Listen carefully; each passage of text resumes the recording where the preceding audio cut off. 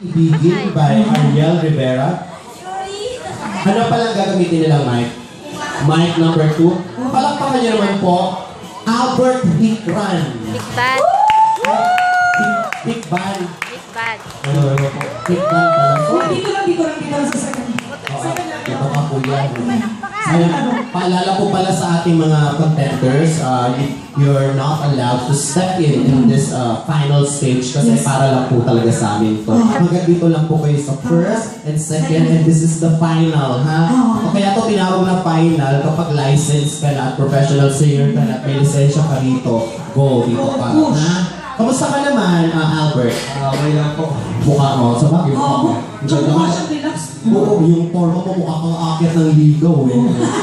Kulang na lang, may roses na chocolates eh. Salamat po. And what do you do here for a living?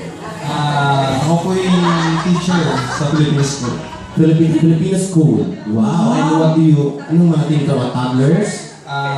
Actually, I'm a high school teacher teaching now in UIPS Ano in yun? grade 4. Oh, that's the school. UIPS. United International Private School. Oh, United International Fault. Oh, United na international pa. So, ibig sabihin niya, parang dating wani-walay, pinag-unite.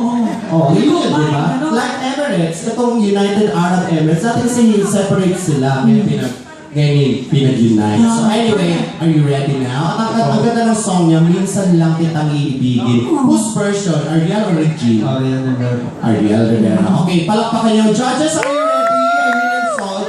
Palakpakan niyo our first contender. Here is Albert Hicran.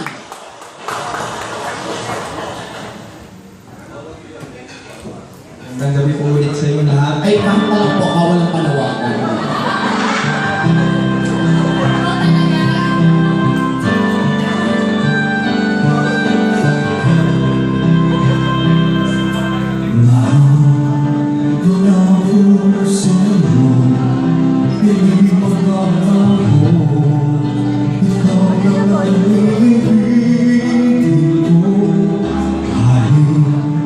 Ikaw ang maluluman mo, nasa tayo ko, kasama na di magkakaroon.